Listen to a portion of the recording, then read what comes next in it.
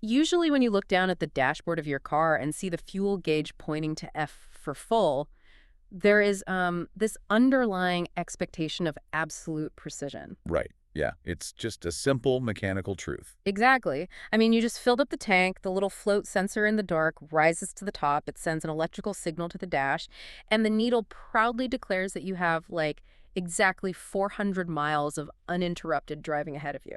It's a very comforting little piece of daily mathematics, you know. It really is. It's totally binary. You either have the chemical energy to get to your destination or you just don't. And when that needle is on full, you don't spend a single second worrying about the physical chemistry or the underground pipelines or the global maritime logistics that actually put that liquid into your tank. No, of course not. Because it's a solved problem. We like things to be visible, measurable, and mostly out of sight. But then you step out of your car and look at the global energy supply chain. Mm. You look at the macroeconomic dashboard that essentially runs our entire civilization. And that's where things get scary. Right, because suddenly you realize that the gauge is completely broken. We are all staring at a needle that says we have plenty of fuel, but we are completely blind to the fact that someone has drilled a massive gaping hole in the bottom of the fuel tank. Yeah, the gas has been pouring out onto the highway for months now, but the needle hasn't budged. It's lying to us. It is the literal definition of a systemic illusion.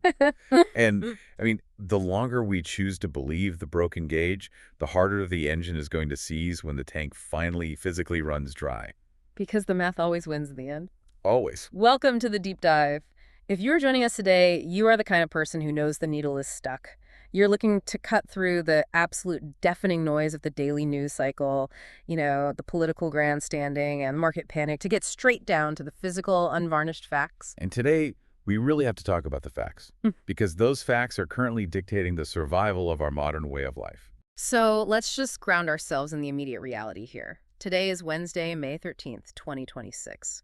The world is in the throes of a massive, unprecedented geopolitical and economic event. Right, the Strait of Hormuz. Yes.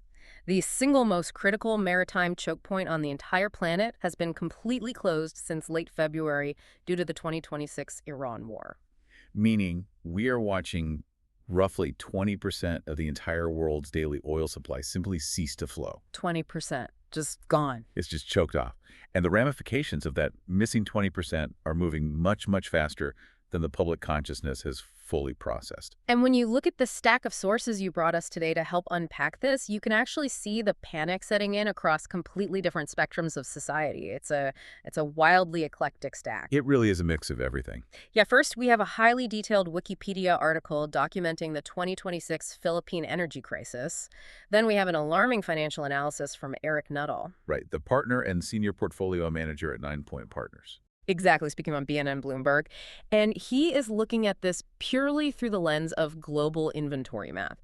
We also have a very grounded, localized report from The Guardian detailing the arrival of a specific oil tanker in California and what that single ship represents. And then there's the YouTube video. Oh, man, yeah.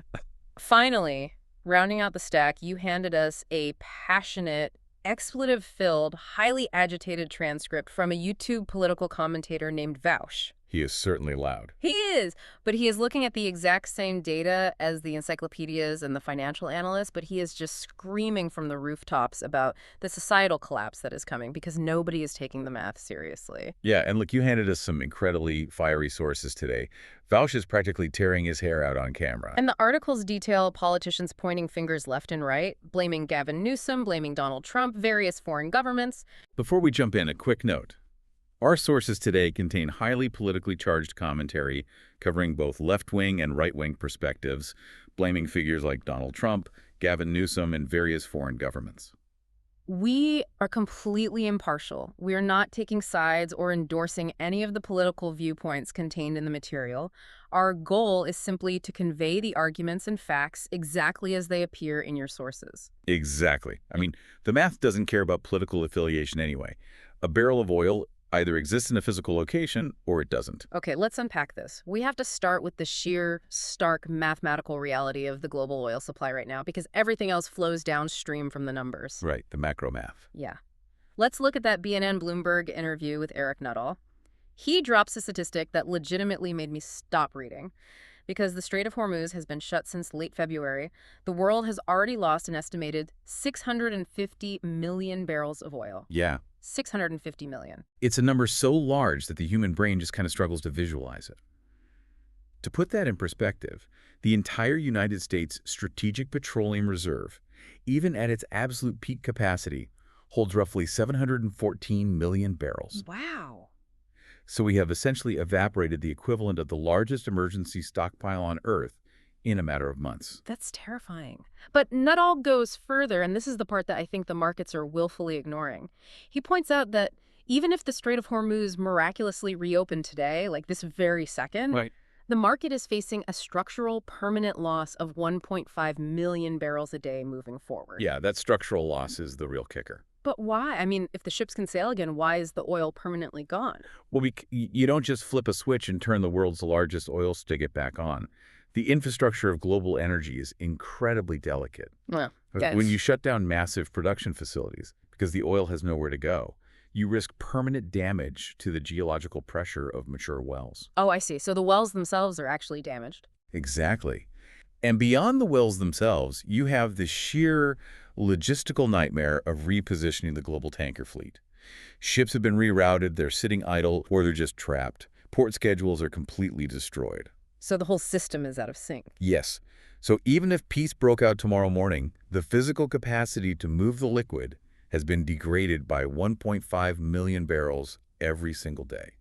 So it's like losing your job but pretending everything is perfectly fine because you have 2 months of rent sitting in your savings account. That's a great way to put it. Right. You're still going to the same coffee shop, buying the same groceries. Your lifestyle hasn't changed a bit. But we're entering month 3. The savings are gone. The safety buffer is hitting 0. And that concept of the safety buffer is the most crucial element to understanding why the world hasn't descended into total panic yet. How so? Well, the modern world operates on a constant, moving conveyor belt of maritime logistics. When the war started and the strait was closed, there were already hundreds of massive oil tankers out on the open ocean. Oh, right. Because they had already passed through the choke point before the conflict erupted. Exactly. They were carrying weeks and weeks worth of global supply. So the oil was already in transit. Precisely the point. For the first month and even into the second month, the fuel kept arriving at the ports. The gas stations kept getting their deliveries. And refineries had crude to process. Right. So the public looked around, saw the prices go up a little bit, but the physical product was still at the pump. That safety buffer effectively shielded the global population from the immediate physical reality of the shutdown. But Nuttall is pointing out that the conveyor belt has basically reached the end, right? Yeah. Those final tankers have now reached their ports in Asia, Europe, and the Americas. They have unloaded their cargo. The oil has been refined, distributed, and burned in our cars and airplanes. And there are no replacement barrels coming from the Persian Gulf. None. The ocean behind them is empty. Which brings us to the reporting from The Guardian, where this macro math suddenly gets a very specific face. A ship called the New Corolla. Yes, the New Corolla. It's an oil tanker that left Iraq before the conflict fully locked down the region. It just arrived in Long Beach, California. And The Guardian points out a chilling fact. This is the last planned shipment to pass through the Strait of Hormuz that is headed for California. It is the literal end of the line. Yeah. And California is a fascinating and terrifying microcosm for this because it essentially functions as an energy island. They import about a third of their oil from the Gulf. Wow, a third. Yeah. And according to the California Energy Commission Vice Chair, Siva Gunda, the state can meet fuel demand for the next 6 weeks with its current supply. 6 weeks. 6 weeks. And that isn't 6 weeks until things get a little tight and prices go up. That is 6 weeks until the tanks are physically scraping the bottom. Wait, if California's 6 weeks away from dry pumps, what does the rest of the U.S. look like? It's plummeting. Nuttall points out that in a single week, U.S. diesel stocks dropped by 4%. Gasoline inventories fell by 3%. In 1 week. In 7 days, and this is happening right now, in May, before the summer driving season even truly kicks into high gear. If you are losing 4% of your national diesel reserve in a week, you are in a free fall. But if the inventories are dropping that fast, why is Wall Street acting relatively calm? I look at the financial news, and oil prices are high, sure, but they aren't pricing in the apocalypse. Because of a psychological disconnect between the physical reality of plunging inventories and the financial mechanisms of the spot and futures markets. What do you mean? The people trading oil futures, the algorithmic models that determine the price of crude, they are currently pricing oil, assuming that the Strait of Hormuz is going to reopen around June 1st. Wait, based on what? Is there some secret peace treaty being negotiated that everyone missed? Based on nothing but historical bias, the spreadsheet is essentially hallucinating. Hallucinating peace. Pretty much. Financial markets have been trained for decades that geopolitical supply shocks are short-lived. They assume a political resolution will magically appear because it always has in the past. So they look at this through the lens of an algorithm, assuming supply will just bounce back. Exactly. But Nuttall is screaming that the physical reality does not match the spreadsheet. Yeah. He warns that we are weeks away from global demand rationing that will be worse than what we saw during the peak of the COVID-19 lockdowns. Worse than COVID. Yes. And his prediction for how we force that rationing is brutal. He says crude needs to hit $150 a barrel in the coming weeks. He's talking about demand destruction, but Yeah. $150 a barrel. I mean, that translates to a price at the pump that would absolutely devastate the working class. Is he arguing we should artificially induce a massive recession just to save gas? He isn't arguing that we should do it out of malice. He's pointing out the cold mechanics of a supply shock. Oh. What's fascinating here is how the modern world assumes money can solve any shortage, but we are facing a physical limit. Right, you can't just print more gasoline. No, you cannot burn money in an internal combustion engine. We simply cannot deplete inventories at a constant rate when the supply has been cut by 20%. So if there isn't enough gasoline in the tanks to support the current rate of global consumption, the only mechanism to stretch the remaining inventory is to make it so agonizingly expensive that people are physically forced to stop driving. That is the brutal math of demand destruction. If the ships have stopped arriving, why is the general public still largely unaware of the physical cliff we are walking toward? You'd think people would be hoarding fuel right now. Because the illusion of the full tank is incredibly powerful.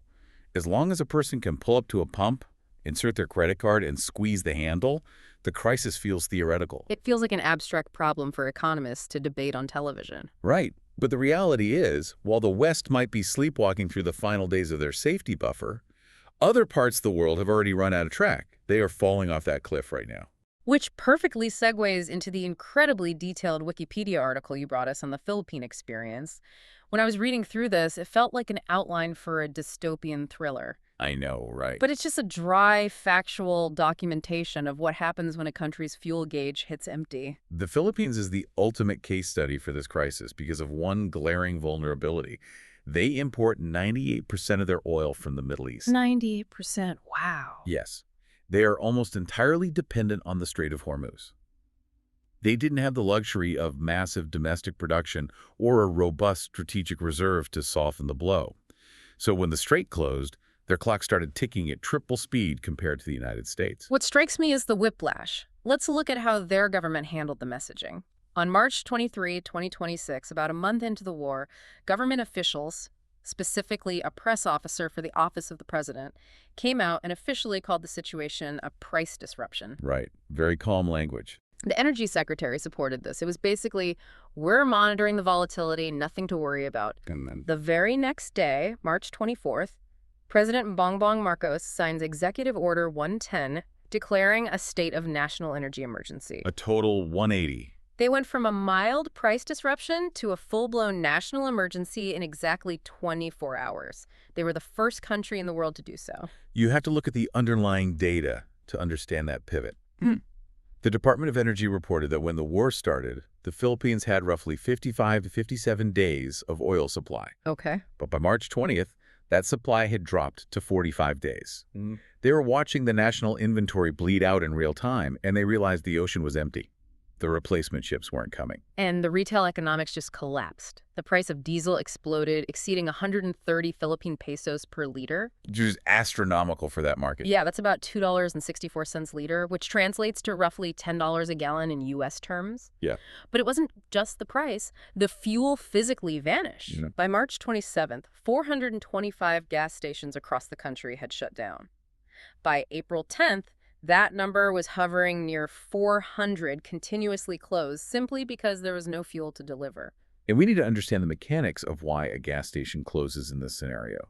They didn't close because they went bankrupt from lack of customers. Right, they closed because the wholesale distributors literally had no liquid to pump into the underground tanks. Exactly. A gas station with empty tanks is just a convenience store selling very expensive snacks. So you have a scenario where every fourth or fifth gas station just puts bags over the pumps and turns the lights off. And the societal breakdown follows immediately. Oh, absolutely. The Philippine National Police had to implement a three-strike policy for police commanders because they were dealing with a massive surge in gas and run thefts. People were that desperate. Yeah, people were filling up their cars and just speeding off because they couldn't afford $10 a gallon, and the local precincts were completely overwhelmed. This is the cascading failure of the supply chain in action. It doesn't just stay isolated to passenger cars. The Wikipedia article details how this contagion spreads to every corner of the economy. Like the shopping malls, right? Yes, malls across the country cut their operating hours to save electricity. Wait, why would shopping malls cut electricity if the shortage is oil? Don't they run on the power grid? They do, but the Philippine grid relies heavily on imported liquefied natural gas and coal, alongside diesel generators for peaking power. When the global energy market panics, the price of all energy sources skyrockets. So the malls literally couldn't afford their utility bills. Exactly. Furthermore, the two largest airlines, Cebu Pacific and Philippine Airlines, were forced to suspend numerous domestic and international flights. Let me guess, not because of a lack of passenger. Nope, because they had to physically conserve the local jet fuel reserves. Tourism in places like Baguio dropped by 50%. The human cost is staggering. The data warns that up to 3.1 million Filipinos could fall into poverty because of this, and then there are the overseas workers. All right, the OFWs. The Philippines' economy is heavily bolstered by remittances from citizens working abroad, but because of the conflict, the government had to issue a deployment ban to various Middle Eastern countries. So suddenly you have 40,000 overseas Filipino workers stranded in Manila. Yeah, they couldn't leave, which meant they couldn't earn money for their families. It's a total systemic shock. But what is truly fascinating is observing how a government operates when all the illusions are stripped away. How so? Well, the Philippine government didn't just stand at a podium and complain about the wholesale price of crude. They went into absolute survival mode. They fundamentally restructured society. Yeah, the Department of Education, the DepEd, shifted private schools to flexible learning. They instituted a 4-day work week for non-teaching staff with remote work on Fridays. They actively altered the rhythm of human movement to artificially crush demand and minimize commuting. And here's where it gets really interesting. The absolute pragmatism of their diplomatic response. That's the phone call. Yes. On April 1st, the Philippine Department of Foreign Affairs picked up the phone and literally called Iran, the nation that is currently at war, the nation that triggered the closure of the strait. They called them directly. They asked Iran to officially designate them as a non-hostile country, purely so that their tankers could be guaranteed safe passage through the active war zone. And Iran agreed. It's a stunning display of survival overriding traditional geopolitical alliances. When your nation has 40 days of fuel left, you don't have the luxury of ideological purity. Exactly. Furthermore, the Philippine oil company, Petron, ordered 700,000 barrels of oil from Russia. Using a U.S. sanctions waiver, right? Yes, they utilized the loophole that allowed countries to purchase Russian petroleum products that were already loaded on ships at sea. And the government also released 20 billion pesos from the MeLoRidAI gas fund to buy fuel. They just cracked open the piggy bank to survive. Because they're trying to keep the lights on and the food moving. Which raises a really uncomfortable question when you look at these sources side by side. Does this rapid adaptation, the 4-day work weeks, the direct diplomacy with sanctioned nations, show that developing nations are actually more resilient and realistic about the physical supply chain than wealthy Western nations? I think it does. And this is the contrast that the YouTube commentator Vaush makes so aggressively in his transcript. Right. He argues that the West is existing inside a massive insulated wealth bubble. We have so much structural wealth and financial engineering that we assume we are immune to the physics of scarcity. So instead of implementing rationing or restructuring our work weeks to conserve the remaining safety buffer, The Western response has largely been to engage in political theater and attempt to manipulate the financial cost of the fuel, completely ignoring the physical absence of it. let's look at how the U.S. and Europe are handling it, because the contrast is blinding. In the Philippines, gas stations are empty and flights are grounded. In the U.S., specifically in California, as The Guardian reported, the average price of gas hit $6.16 a gallon. It's painful. People are angry. But instead of treating it as an existential threat to the logistics chain, politicians are arguing. Governor Gavin Newsom is blaming Donald Trump's war. Steve Hilton is blaming California regulations. And President Trump, meanwhile, is talking about pausing the federal gas tax to help consumers at the pump. Which is only 18 cents a gallon. When the global supply is short by 14 million barrels a day and the price is surging past $6, shaving 18 cents off the top is mathematically irrelevant. It's pure political theater. It's like trying to put out a house fire with a plastic squirt gun. And Europe is engaging in their own versions of it. In Poland, the government has introduced daily price caps on petrol at the stations. Wow. Yeah, Germany has implemented gas price breaks. And meanwhile, beneath this veneer of government control, European airlines are reportedly secretly dropping ticket prices. Wait, why would airlines drop ticket prices during an energy crisis? That seems entirely counterintuitive. Jet fuel is more expensive than ever. It's a desperate cash grab. They're terrified of a sudden wave of mass cancellations. They know there is a literal physical shortage of jet fuel coming down the pipeline. So they drop ticket prices now to secure passenger revenue before the physical reality forces them to halt operations. Exactly. This brings us directly to the core argument of the Vaush transcript. He argues that cutting gas taxes or capping prices is the exact opposite of what needs to be done. Right. He is focusing entirely on the economic concept of demand destruction. Which is what Nuttall was talking about earlier. Yes. It is a cold, harsh economic principle, but it's the only way the math balances. If you cap prices, people keep driving, and the country literally runs out of gas, causing systemic collapse. Vaush argues that gas should be $10 a gallon right now to force Americans to conserve. He's saying the quiet part out loud. If you artificially suppress the price, you remove the only mechanism the free market has to communicate scarcity to the consumer. If we don't scale back demand artificially through price pain now, the pain will be physical, like empty pumps, riots, collapsed logistics. Exactly. It's like trying to cure a fever by putting an ice pack on the thermometer instead of taking the antibiotics. We're trying to hide the price of the oil, but hiding the price doesn't put more oil in the ground. It just hides the symptom while the infection spreads. So if capping prices is economic suicide during a supply shock, why do politicians keep doing it? Well, if we connect this to the bigger picture, short-term political survival almost always overrides long-term economic mathematics. Right. A politician running for re-election can't tell voters he wants gas to be $10 a gallon. Exactly. The electorate would crucify them. So they offer the 18-cent tax cut. They choose the illusion of normalcy over the harsh medicine of reality. But while we are obsessing over the price at the pump for our daily commutes, the real catastrophe is quietly unfolding in the background. The threat to the logistics that keep civilization fed. The second-order effects. Yes. Let's move beyond cars to the broader economy. Vaush highlights that the U.S. electrical grid isn't the immediate problem here. Right, because it largely runs on natural gas and renewables. But transportation is the problem. We can't run 3 million semi-trucks on solar panels overnight. The entire physical movement of goods in the United States relies absolutely on diesel fuel.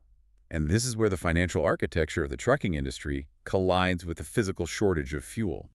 Vaush brings up a terrifying point about trucking contracts. The independent trucking routes to rural grocery stores rely on fixed-price contracts. Right, so a store signs a contract saying, we'll pay you X amount to deliver produce every Tuesday. But if fuel prices explode, it costs more to deliver the food than the trucker gets paid. Exactly. The cost to fill up the saddle tanks on a semi-truck suddenly exceeds the entire payment for the delivery. So what's the result? The trucker doesn't take the job. They park the truck. And rural towns simply don't get food. Wow. And it starts even further up the supply chain at the agricultural level. Farmers face skyrocketing fertilizer costs, which are tied to energy, and a lack of diesel for their tractors. So they plant fewer crops. The agricultural output of the entire nation drops. And while all this pain is cascading down onto the trucker and the farmer, corporate profits are exploding. Saudi Aramco posted $32 billion in Q1 profits. Oil companies are making record money while the reserves burn. It's wild. And beyond the corporate profits, the geopolitical winners are shifting. Nuttall points out that Canadian energy is becoming the new secure asset. Companies like Suncor, Cenovus, Strathcona, and Athabasca. Because they operate in a stable democracy, far away from Middle Eastern conflicts. Right. India's looking to Canada because they can no longer rely on the Middle East. And China foresaw this entirely. Yeah, this part blew my mind. China entered the year holding 1 to 1.5 billion barrels in reserve. And they're reselling their allocations on the spot market for a massive profit. They are basically scalping oil to desperate countries while coasting on their own massive reserves. Which brings us to Vauch's conclusion. He suggests this crisis marks the end of Pax Americana, the unipolar U.S. dominance. Because the U.S. is proving unable to manage a global supply shock efficiently. Paralyzed by partisan division. Right. While nations like China maneuver strategically, securing supply lines and expanding geopolitical influence. So what does this all mean? We built a massive, interconnected global machine, but we left the power cord draped across one of the most volatile regions on Earth. That's exactly it. The combination of mature Middle Eastern wells, potentially taking permanent damage, and the shift of energy reliance to places like Canada will redraw the map of global power for decades. We have covered so much ground today. We've gone from the macro math of missing millions of barrels to the closed gas stations and 4-day work weeks in the Philippines. To the political denial in the West. Right. And finally, the looming threat to our food supply chains. I want to leave you with a final thought to mull over. We spend so much time worrying about the value of our money, but this crisis shows us that money is just an idea. A dollar, a euro, a peso, none of it can start a tractor or fly a plane. Only physical energy can do that. Exactly. If a single geographic bottleneck can force the entire world to fundamentally alter how it lives and works in just 2 months, we have to ask, when this war finally ends, do we rebuild the exact same fragile machine, or is the era of taking physical resources for granted gone forever? Thank you for bringing these incredible sources to the deep dive, and keep asking the hard questions.